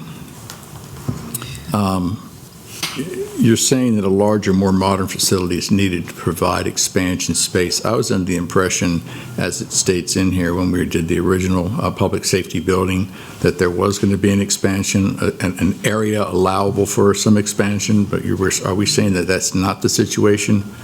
No, we're saying that we can still expand on that site. That Yes. site is still intended to be able to, if you've been over there, kind of the training room would be the connecting point. Okay, So you would be able to go towards the city of Salisbury from that training room. okay, all right.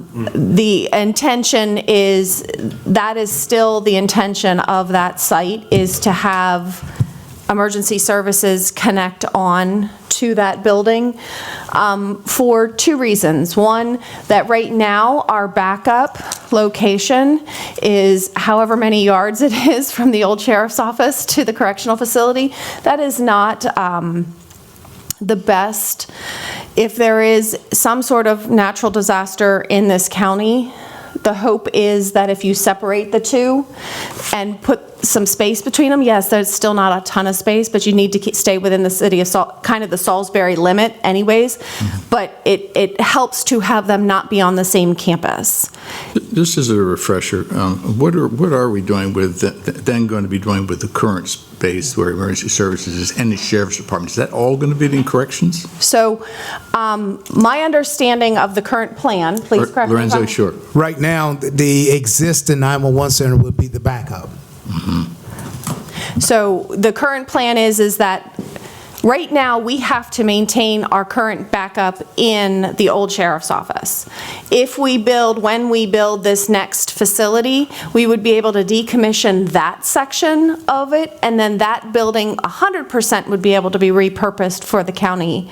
But right now, we have to maintain two systems. We have to maintain the one in the corrections facility, and we have to maintain the one over at Old Sheriff's. The thought would be is that we would decommission completely the old sheriff's office and maintain the one in the correctional facility as our backup.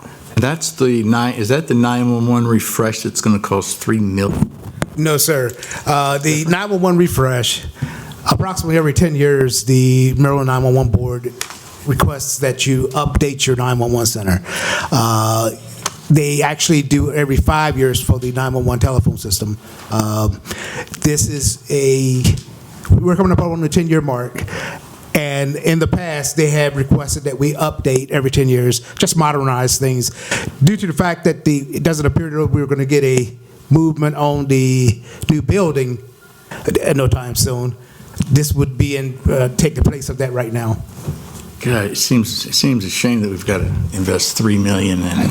Well, but we ultimately would still need to update the correctional facility if it's going to be maintained as our backup anyways. So we would have to make it be compliant with current whatevers. I can't say what all those whatevers are, but we'd have to make it compliant. Our backup has to stay that way. So I guess a question I get asked all the time, and first of all, I don't know how many times I've heard somebody that I've run into and they say, it's ridiculous, you guys just built that brand new school and it's already at capacity. And if I had a dollar every time I've heard that, and rightfully so. Meanwhile, we also have facilities like, the health department sitting off there, the Verizon building. I've said it a dozen times here, if you wanted to find the world's tiniest sink, it's only about 10 feet that way. It's in oldest. Oldest and tiniest. If you are, God forbid, if you're disabled and you're coming in here and you're in a wheelchair, what bathroom do you use on this floor? Oh, that's right, we don't have a bathroom up here. The facilities here, and anyone who's in the public, if you want to only lift up that curtain, you're either going to be roasting or you're going to be, in an ice age. It's either really cold or really hot. And I don't think that's just the 10 feet here. I'm pretty sure that's most of this building. I say all that because I guess the question that I often get asked, and I don't have a good response for, is why don't we consolidate buildings, and especially when there are these large projects, would it not make more sense, I've been in conversations before, would it not make more sense for us to have a large county government / municipal building that would be one project where health department could be on one, emergency services on the other, our county government, and then sell this building and get, I guess what I'm getting at, in all of this is we just spent a gargantuan amount of money on the sheriff's office. And the original thought was, okay, well, we're going to create a new space, but emergency service is going to be on there. They don't have to get a new building. They'll all be sitting there together in one large building, which of course started at a tiny level, and then eventually, it went from, 20 million to 30 million. I don't even know where we ended up at. Way more money. So I guess what I'm seeing though is multiple buildings, multiple sites, multiple multi-million dollars. This is 24 million for this one emergency services building. We have a whole lot of need. Is there savings to be made from consolidation? And so anyway, I'm just throwing that out for the bigger discussion because I'm recognizing that the state has deficits going straight on through FY30. This is projects in FY30. We're going to continue to see more cuts in other kind of way. If we're going to take on one bigger project, if we're entering really choppy waters with fiscally, would it not be more prudent to be more thoughtful about this? And I don't want to take anything away from emergency service because I know you all have. I remember getting the original tour there when I first started council and seeing how much of a rough space that is. So I just bring that up to the broader thought and guidance of the council and the folks sitting here. Should we not have a more thoughtful discussion about this? And I know that's not our role. We're not the executive office, but we do approve the budget, and we need to be thoughtful about this going into rough waters. So I'll pause there. Thank you. So those conversations have been held, but so the but in all that is you add on, GOB, you add on health department, you add on. You're talking to have all the technology that you need for this department alone, you're talking, $20+ million. So then you add on the government office building, now you're probably at $50 million. And health department, you're probably at 70. And I'm totally making up numbers.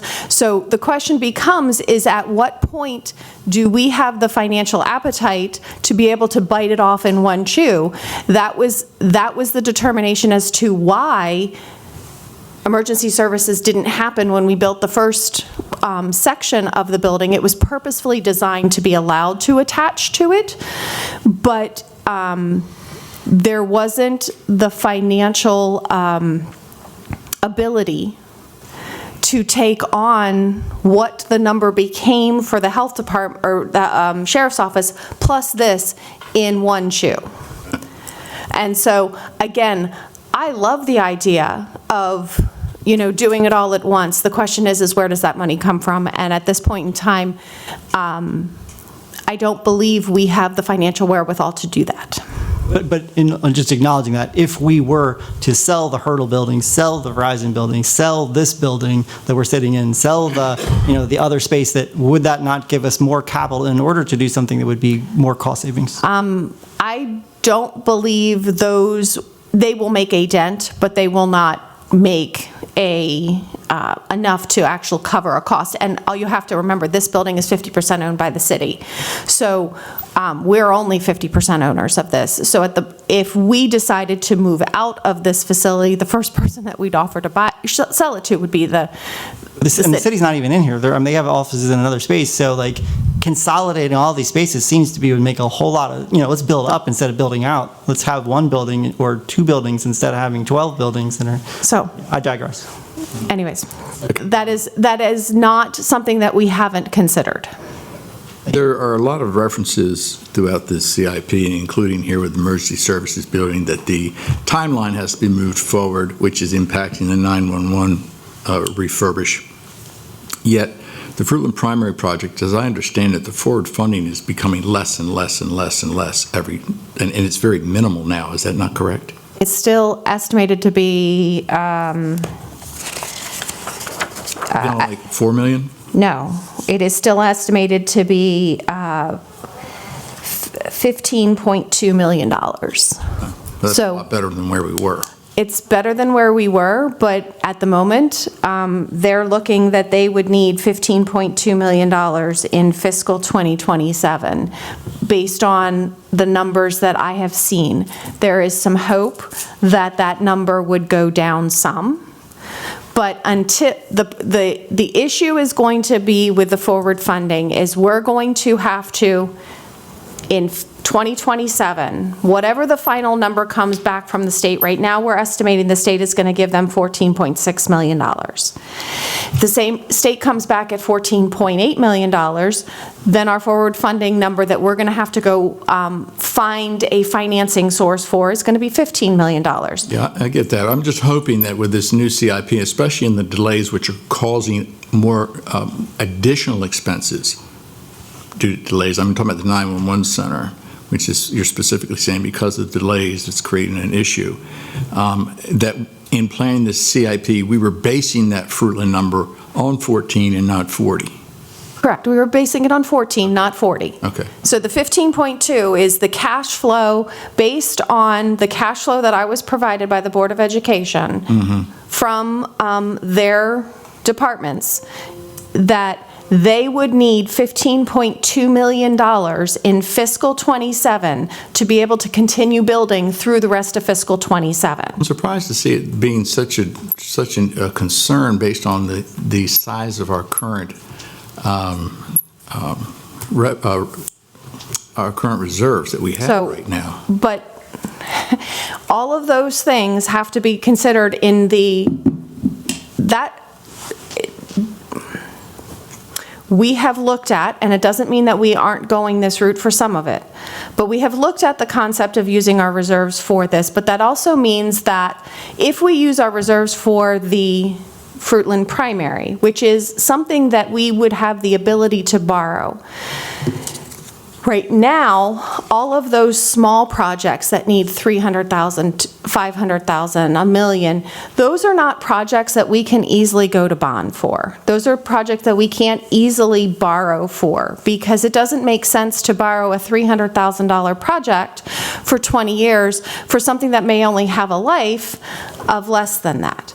In addition, it makes more sense in your borrowing when you're going to borrow for one-time bigger projects versus 25 little projects. So right now, again, this current CIP estimates that we're going to use $12.4 million of PAYGO funds for all of those little projects and not borrow for them, versus us going to the market for the little projects and using our fund balance for the big project. So it is a balancing act. It is a thought process that we debated, and this is how it has been presented. So for 2027, for emergency services, right now, the item that is on the list for 2027 is their mobile command unit. I have been in this role now 7 years, and I think I'd have to go back and count, but 6 years, something like that. That mobile command unit has continually been pushed out because of not having funding available for it. So that is something that we're trying to, I believe it's a 20-year-old vehicle at the moment. 22 years. And so it is used annually for lots of different events and it would also be available to us if there was a need related to a natural disaster. And the thought process is that it's time to finally stop kicking that one down the road and try to fund that one in 2027.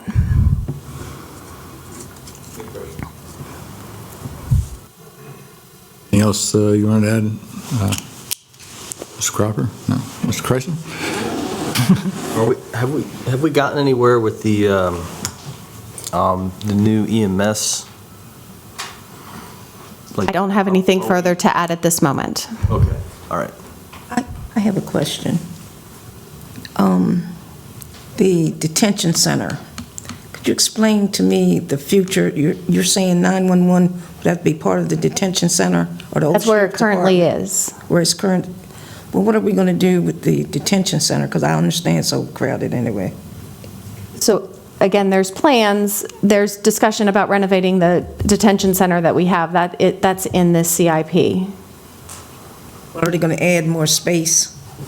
So there is discussions about renovating the space that they have, but they would not, you would not be, the spot that the emergency services is in is not something that could actually become detention facilities. It's not in that section of the building. So again, if we 100% moved out of that facility and maintained our backup somewhere else, it still would not relieve the issues of the detention center associated with inmate population, because you would never be able to make the emergency services section inmate population.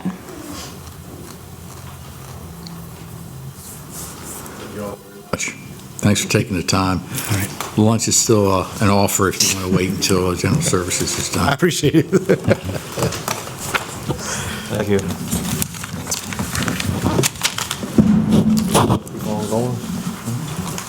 Good time. CP, are you? No, I mean, I can do general services, I mean, in the fact that he will be retiring at the end of the month, and so. I don't think there's a lot to discuss, Pam. I think you could handle that. I really do. I don't think. So, again, I can easily get back to council if there's a question that I can't answer. Sure. But please ask whatever questions you have on the general services. Does anybody have any questions in general services? No. I don't think we do. I always ask year after year after year, especially when we're talking about the old courthouse, whether or not we've reached out for some type of grant opportunities for the renovations. Lori has worked on that, and at most of the time, there's just nothing available. Or that the pot of money is so tiny that if we got something, it would not be worth. Too restrictive. Yes. Okay. So let's say we got $10,000 from the state, they would want to tie a lot of strings on the historical aspect of the building. For $10,000, is that worth it to us? Okay, well, it seems to me that the chiller replacement, the waterproofing has been on the CIP for a while. And we're hoping, the waterproofing has been a multi-year project. This is, I believe, the last. Yeah. The Says it's a waterproofing new is going project. out a couple years to do, we're basically taking each wall as it comes. We're trying to do a wall a year so that this facility becomes more watertight. Yes, I know you talked about, moving out of, but this building does need to be maintained for whoever is going to be the tenant, whether it's ourselves and the city together, it's us, or it's the city. This building does need, and the city is aware that we put these items on the CIP for 50% share. All right, thank you very much. We appreciate it, Pam. Thank you. Very much. That being said, we have 10 minutes to go into administrative closed session. I think we can do that and then break for lunch and come back with the Yep, we police can do that. presentation. Entertain a motion to adjourn to go into administrative closed session. So moved. Second. All those in favor, say aye. Aye. Opposed? Meeting's adjourned. Thank you all for coming. Thank you.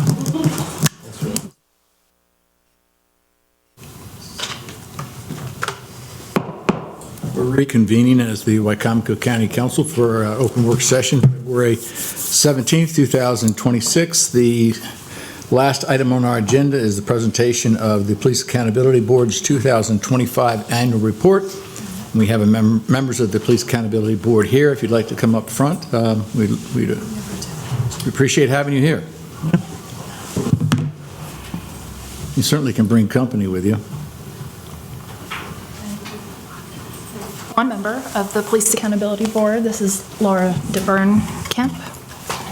It was allow you, once everybody sits down, we'll allow you to introduce yourselves from left to right, and that way the public knows who you are and what you're doing for us.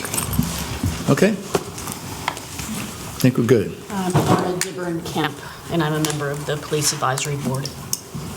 And I'm Jessica Lewis. I'm the coordinator for the Police Accountability Board. Great. Good to have you here. As I said before, it was interesting to read this for the first time because it is the first one. And it was really thorough and it was really well done, just so that the public recognizes that. It's excellent work. So I'll let you present. Thank you. So This is my third year in this position, and this has been my third report that I've put together for the county. Just to kind of give you an overview, the Police Accountability Board, the Law Enforcement Review Boards are comprised of 3 separate boards or committees. So we have the Police Accountability Board, and then we have the Administrative Charging Committee, and then we have the Trial Board. The Police Accountability Board meets quarterly, and they review any of the case reviews that the Administrative Charging Committee has adjudicated on over the past quarter. They ask any questions. They meet with law enforcement heads as they are present, and they, have discussions if need be. So just to kind of go over the front cover letter, just shows that during the year 2025, the Police Accountability Board, the Administrative Charging Committee, had received 22 complaints, and then at the time of this report, 9 cases still remained under review. There were 19 cases that were reviewed from 2024 that were left over, and then 2025 as well. And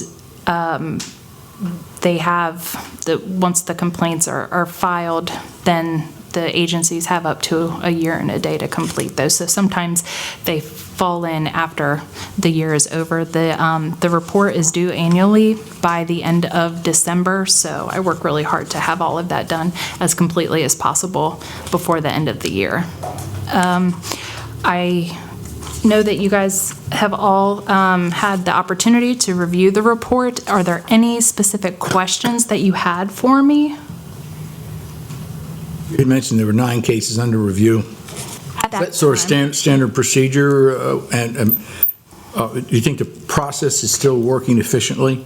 I think the process works really well. I think that the agencies have gotten really good at, getting their process together, just making sure that their reviews are done. They do a wonderful job. They're very thorough. And I think that given that, you could see the number of complaints that they had received, specifically Wicomico County Sheriff's Office and Salisbury Police Department, given the number of complaints that they had received, I think they do an outstanding job of conducting those interviews, or those investigations, and submitting them in a timely manner. Just for one quick question, and you maybe you started to touch on this, but we have openings on the Police Accountability Board, right? And how many openings do we have? So it's currently a 9-member board. Right now we have 5 members. We posted for the vacancies, and we have received applicants. They have to undergo a background check through Wicomico County Sheriff's Office, and then they have to be put forth for the county executive, and then before you all for appointment. Okay, I'm not sure where that process lies, but I have had folks that basically said they reached out a while ago, and they're not really sure why it's taking this long. I told them, hey, this is government, this is what we do. Right. So sometimes it does take a little bit longer for the Sheriff's Office to conduct their background investigation for whatever reason. So we're waiting for all of them to be completed so I can submit them all to be put on the council agenda for appointment. Just having that small amount of folks compared to was it 5 of, how many seats you say? We have 4 open seats available. Is that impeding any of the work you're able to do, or any? No, regarding the Police Accountability Board itself, it doesn't impede on the amount, because we're still able to have a quorum with 5 members present if everybody's there. Yeah, I'd love to, on your end, or anyone that you can push and make sure that we can, the sooner we can get that wrapped up, to have those folks appointed, I think the better. There's definitely some serious concern of how long it's taken to get people in, and people who had applied a long time ago. Well, and retention is, is an issue. We've had members before who just don't show up for the meetings, and there was really no incentive. So I worked really hard last year to ensure that a stipend was awarded in the grant that funds my position. So now, in addition to the Administrative Charging Committee receiving a stipend, now the Police Accountability Board members receive a stipend. So I'm hoping that will kind of incentivize them to make sure they attend. Is that a long-term stipend, or do we have the plans to keep that same amount year after year? And what is that? Do you know? That it's a case-by-case basis each year. So, it's just kind of depending upon whether or not we receive that award. Okay, because we were originally discussing when we were putting all this together, we were thinking, okay, well, this sounds like a lot of commitment from the folks who are going to serve. Should there be a stipend or some amount? And I never really knew where things landed, how they got lost in the shuffle. But it's certainly quite a commitment, and having some sort of even nominal amount would, I think, make a difference to show that we care. Speaking from just my perspective and watching the amount of hours and the work that goes into the administrative charging committee members, they have to view those investigative files, the body camera footage, and sometimes it's very lengthy. The number of hours that they have to, and they watch the body camera footage in its entirety to make sure that they don't miss anything. It was definitely worthwhile for me to fight for them to get a stipend. Thank you. Mm-hmm. I have a question. Yes, ma'am. I look at the chart that you gave, date open, that chart. And I see everything says determination unfounded, unfounded, unfounded, unfounded. What does that mean? That the police didn't do anything wrong? Is that what you're saying? Well, what it means is based on the nature of the complaint that the civilian filed, that there were no findings that the officer committed that level of misconduct. And I look at, there was one here that said all the violation of civil rights, you had 2 counts unfounded, unnecessarily forced, and discourtesy. And that was 4 counts. 4 counts unfounded. Correct. That means that there were 4 individual officers that were accused of violating the civil rights, and the Administrative Charging Committee found that these were unfounded allegations. So in other words, the people that complained were not telling the truth. Is that what you're saying? I don't think that that's necessarily what we find. I think that there is a misunderstanding of what they believe the civil rights actually are.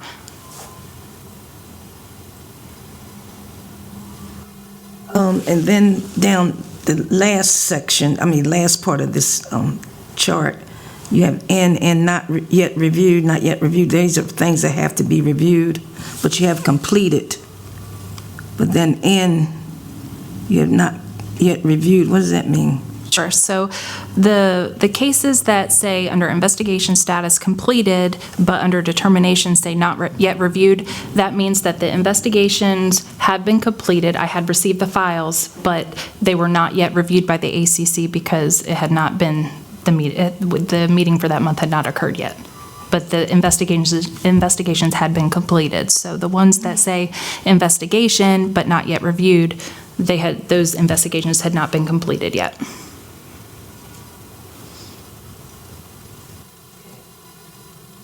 All right. Just, if I may, just by way of contrast, there are, I think I counted 4 that were sustained. So that's the opposite of unfounded. I think that. Correct. So it looked just first blush to me that it was very objective, and looks like it's fair as far as how you're arriving at the decisions, just by virtue of there being a mixture of both. Yes. What's sustained mean? It means that the allegations were found to be accurate. And the officer got some form of reprimand based on the disciplinary matrix put forth by the state. Yeah, I thought it was. I was glad to see that you were talking about a lot of outreach, which I think is a great thing, and working with the local management board in particular. And was it Hope for? What was his second group? Homes for Hope. Homes for Hope. Mm-hmm. Working with that and trying to sort of educate the public to know exactly, I guess, how to understand what a true violation may or not be. to reduce the number of? So that is something that I've been working towards. That's the classroom, that's the class that I've been working on developing. So that way, because I've seen a number of people say that their civil rights have been violated, but they don't have that full understanding of what those civil rights kind of actually entail. So I thought it would be important to take that opportunity to maybe do some community outreach and, with an attorney as well, a civil rights attorney, and just help the community become educated on what those actually mean and how it relates to when they're pulled over or when they have those law enforcement encounters, so that they have a true understanding of what those civil rights are. But with Homes for Hope, I've been working on, I've been conducting navigating interactions with law enforcement classes, and I work with members of Homes for Hope who are, individuals who are coming out of recovery or coming back into society from reentry, and we go over de-escalation techniques and things that they can utilize in their everyday life, but also in how to navigate those interactions with law enforcement so that everybody goes home safely at the end. So the public understands, how is it basically come about where someone files the civil complaint or the complaint whatsoever? Are there numerous processes that have come about in that form, or has it been strictly through the police departments themselves? So with the Police Accountability Board complaints, you can file them online. So we have the application posted on the county website. You can go to the agency and file a complaint there, and then it comes back to me. The agency, which agency? So any of the agencies that are under, so it would be Wicomico Sheriff's Office, Fruitland, Salisbury, Pittsville, Delmar. And then the application or the complaint comes to me, or they can file it right with me, or they can come to the county executive's office.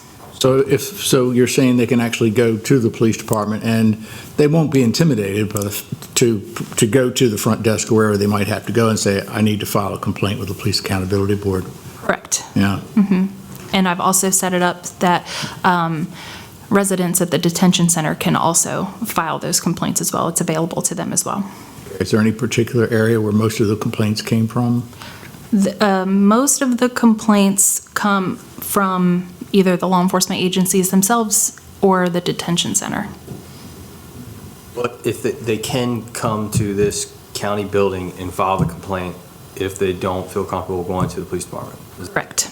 And I've received a number of those as well, and they're sent over through inter-office mail. So that'd be a matter of them simply coming in and going to the security at the front desk and ask, getting direction. Yes, or they can come right to my office. I'm housed in the LMB, or they can go online and print it out and mail it in. There's one complaint that hasn't shown up on this report. And I know for a fact the complaint was filed.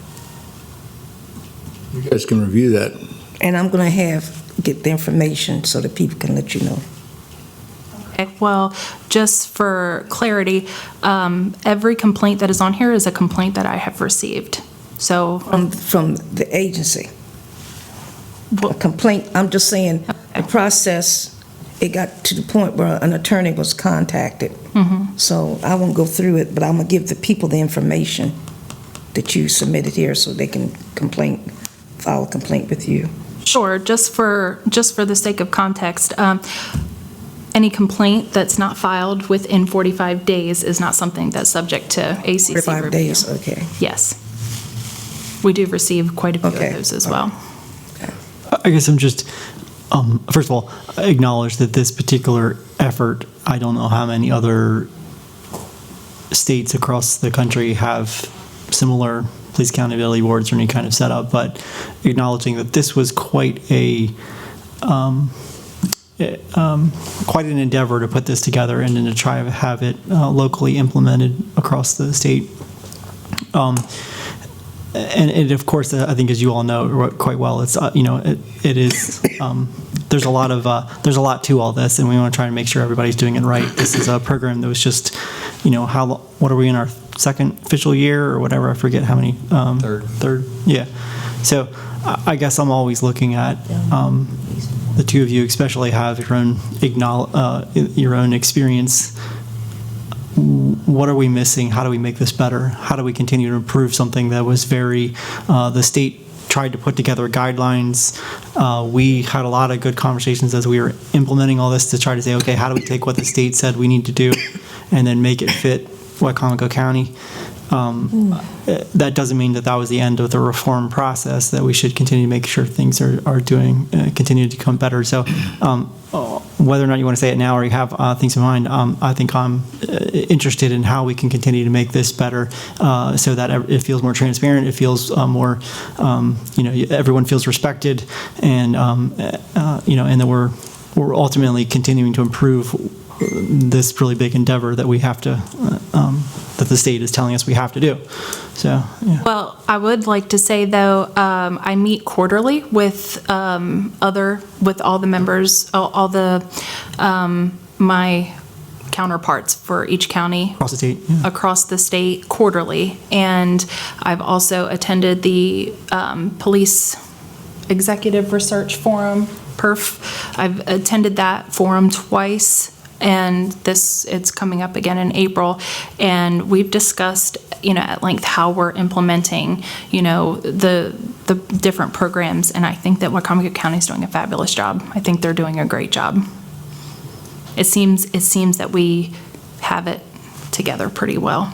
Good to hear. Mm-hmm. My two takeaways were that I was pleased with the fact that you stated that there was a low number of complaints, and you stipulated in your conclusion, I guess, and I would read it, that the 2025 complaint data highlights that law enforcement officers in Wicomico County continue to perform at a high professional standard across a wide range of public interactions. I think it's important for the public to realize that they have an actual, I think, formal statement from a very respected group that could possibly, I think, verify that we're doing a good job in Wicomico County, and law enforcement is doing a good job in Wicomico County, and the municipalities as well, and the county as a whole. That's important, I think, for people to understand that, because I think there's a lot of misperceptions in reference to law enforcement sometimes. I thought that when I was putting this report together, I thought that it would be important to point out that while I can't remember 19 complaints for the year, while it might seem like a large number, it's nothing compared to Baltimore City, PG County, what they're receiving. They have, full-time employees that are receiving a full salary that receive thousands and thousands of cases per year. I think that in comparison to the number of calls for service that our agencies receive throughout the entire year, I think that it shows that while, yes, there are some instances where these complaints are sustained and there is room for improvement, additional training, those types of things, I think they're doing a great job at remaining professional.